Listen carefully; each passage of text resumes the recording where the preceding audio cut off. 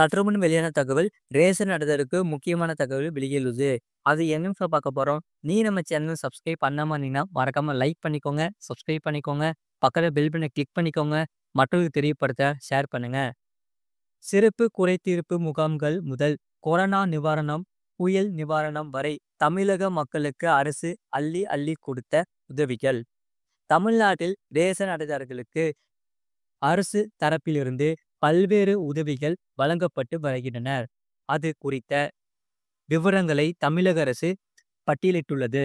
அதாவது தமிழ்நாடு முதலமைச்சர் மு.க.ஸ்டாலின் ஆட்சியில் 40 மாதங்களில் கூட்டுறவு, உணவு மற்றும் நுகர்வோர் பாதுகாப்பு துறையில் பல்வேறு புதிய திட்டங்கள் செயல்படுத்தப்பட்டுள்ளன.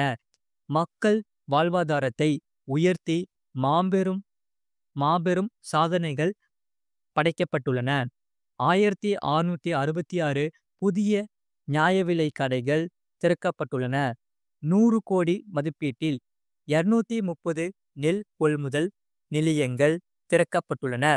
ரூபாய் 359 கோடியில் மேல் கூரையுடன் நெல் சேமிப்பு தளங்கள் அமைக்கப்பட்டுள்ளன. வறுமை ஒழிப்பில் தமிழ்நாடு முதலிடம் பிடித்துள்ளதாக மத்திய அரசு பாராட்டியுள்ளது.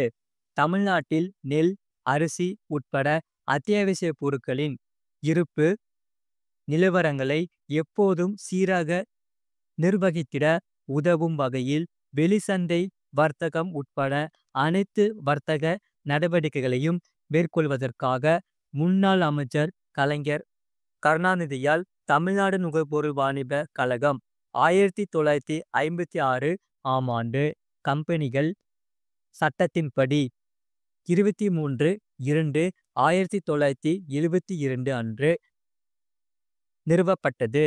தமிழ்நாட்டு மக்களுக்கு குடும்ப அட்டைக்கு 20 கிலோ அரிசி வழங்கியது உட்பட பல்வேறு திட்டங்கள் சிறப்பாக நிறைவேற்றப்பட்டுள்ளன. தமிழ்நாடு முதலமைச்சர் மு.க.ஸ்டாலின் பொறுப்பேற்ற பின் உணவு மற்றும் நுகர்வோர் பாதுகாப்பு துறை வாயிலாக நிறைவேற்றப்பட்டுள்ள புதிய திட்டங்களால் தமிழ்நாட்டில் இருந்து வறுமை முற்றிலும் அகற்றப்பட்டு மக்கள் பசிப்பினி ஒழிந்து வளராமல் வாழ்வில் மகிழ்ச்சி கொண்டுள்ளன. மத்திய அரசின் ஆய்வு அறிக்கைகள் வாயிலாக வறுமை ஒழிப்பில் தமிழ்நாடு இந்தியாவில் முதலிடம் பெற்றுள்ளது என குறிப்பிடப்பட்டு பாராட்டப்பட்டுள்ளது.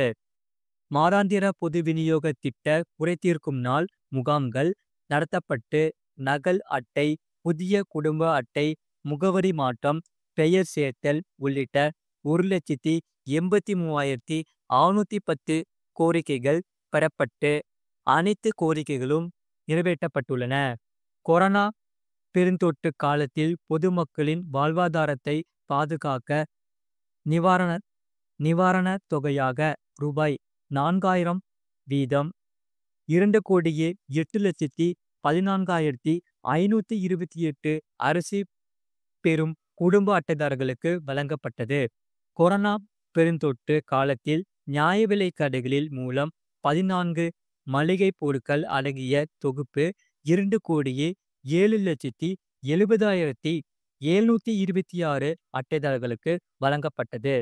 அத்தியாவசிய பொருட்களை தகுதியான பயனாளிகளுக்கு அளிக்கும் வகையில் கைவிரல் ரேகை பதிவு முறை மேற்கொள்ளப்பட்டு ஆதார் எண்கள், குடும்ப அட்டைகள் இணைக்கப்பட்டுள்ளன. இதன் மூலம் ரேஷன் கார்டில் நடைபெறும் மோசடிகள் குறைந்துள்ளன. இந்த குறைகளை முற்றிலும் நீக்க தமிழக அரசு நடவடிக்கை எடுத்து வருகிறது. தமிழ்நாடு முதலமைச்சர் மு.க.ஸ்டாலின் அறிவுரையின்படி ஏழை எளிய பொதுமக்களின் வசதிக்காக அவர்களுடைய குடியிருப்புகளுக்கு அருகிலேயே நியாய விலை கடைகள் அமைக்கப்பட வேண்டும் என்பதற்காக 633 முழு நேர நியாய விலை கடைகளும் 1033 பகுதி நேர நியாய விலை கடைகளும் என மொத்தம் 1666 நியாய விலை கடைகள் புதிதாக திறக்கப்பட்டுள்ளன. 31/12/2023 வரை நியாய விலை கடைகளில் உட்புற மற்றும் வெளிப்புற சூழலை மேம்படுத்துவதற்கான பணிகள் 2778 நியாய விலைக் கடைகள் மேம்படுத்தப்பட்டுள்ளன. கடந்த 2023ஆம் ஆண்டு சர்வதேச சிறுதானிய ஆண்டாக சபையினால் அறிவிக்கப்பட்டது. அதைத் தொடர்ந்து தமிழ்நாடு மாநில மற்றும் மாவட்ட அளவில் சிறுதானிய உணவு திருவிழா நிகழ்ச்சிகள் ரூபாய் 40 லட்சம் நிதி ஒதுக்கீட்டில் அனைத்து மாவட்டங்களுக்கும் சிறப்பாக கொண்டாடப்பட்டு மக்களிடையே சிறுதானிய உணவு குறித்த விழிப்புணர்வு வளர்க்கப்பட்டது.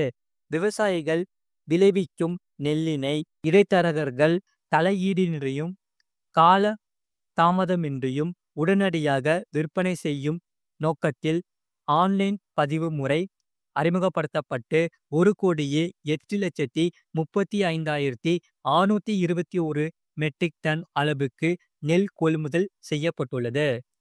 அரிசி பெறும் அனைத்து குடும்ப அட்டைதாரர்களுக்கும் அவர்களின் விருப்பத்தின் அடிப்படையில் மாநகராட்சி பகுதிகளில் 10 கிலோ வீதமும் மற்ற பகுதிகளில் 5 கிலோ வீதமும் நியாய விலைக் கடைகளில் விற்பனை பொறுத்து அவர்களது விருப்பத்தின்படி அரிசிக்கு பதிலாக கோதுமை விலையில்லாமல் வழங்கப்படுகிறது. இதுவரை 7,23,482 மெட்ரிக் டன் அளவுக்கு கோதுமை விலையில்லாமல் குடும்ப அட்டைதாரர்களுக்கு வழங்கப்பட்டுள்ளது.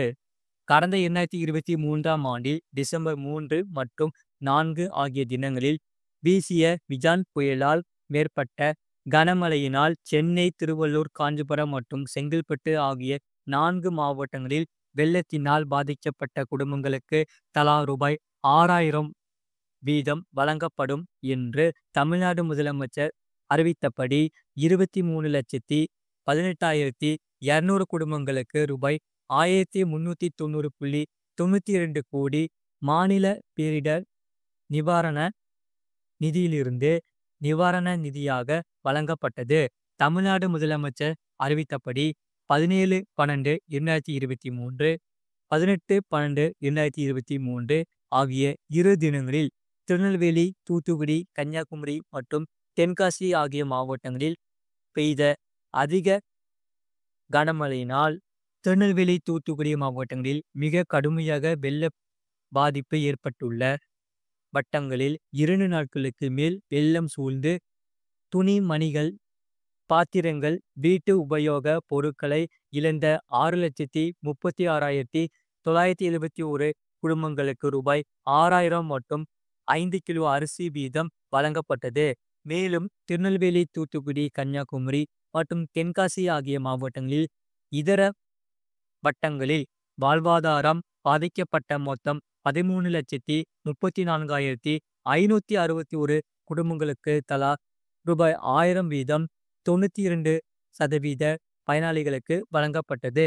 தமிழ்நாடு நுகர்வோர் வாணிப கழகத்தில் பணிபுரிந்து பணியின் போது இயற்கை எய்திய பணியாளர்களின் வாரிசுதாரர்களுக்கு கருணை அடிப்படையில் 233 பேர்களுக்கு பணி நியமனங்கள் வழங்கப்பட்டுள்ளன. தமிழ்நாடு நுகர்வோர் வாணிப கழகத்தில் கடந்த 2012ஆம் ஆண்டு முதல் பருவகால பணியாளர்களாக பணிபுரிந்து வந்தவர்களுக்கு 12 ஒப்பந்தத்தின் அடிப்படையில் 591 பணியாளர்கள் நிரந்தர பணியாளர்களுக்கான நியமனம் செய்யப்பட்டுள்ளது. திராவிட மாடல் அரசு விவசாயிகளின் நலன் கருதி நேரடி நெல் கொள்முதல் நிலையங்களுக்கு அடிப்படையாக கட்டடங்களை கட்டி வருகிறது. 40 மாதங்களில் 230 நெல் கொள்முதல் நிலைய கட்டடங்கள் 100 கோடி ரூபாய் மதிப்பீட்டில் கட்டுவதற்கு அனுமதிக்கப்பட்டு இதுவரை 130 நெல் கொள்முதல் நிலையங்களுக்கு கட்டடங்கள் கட்டி முடிக்கப்பட்டு எஞ்சியவற்றின் கட்டுமான பணிகள் பல்வேறு நிலையங்களில் முன்னேற்றத்தில் உள்ளது. தமிழக முதலமைச்சர் மு.க.ஸ்டாலின் விவசாயிகளின் கடின உழைப்பால் விளைவிக்கப்பட்டு கொள்முதல் செய்யப்படும் ஒரு நெல்மணி கூட வீணாக கூடாது என்ற கருணை மனதோடு 358.78 கோடி ரூபாய் மதிப்பீட்டில் 259 மேற்கூரை அமைப்புடன் கூடிய நெல் சேமிப்பு தளங்களை நிறுவ ஆணையிட்டுள்ளார். அதன்படி 213 நெல் சேமிப்பு தளங்கள் கட்டப்பட்டு, எஞ்சியவை கட்டப்பட்டு வருகிறது. இது போன்ற செய்திகளை உடனுக்குடன் அறிந்து கொள்ள மறக்காம சேனலை சப்ஸ்கிரைப் செய்யுங்கள். மற்றவர்களுக்கு தெரியப்படுத்த ஷேர் செய்யுங்கள்.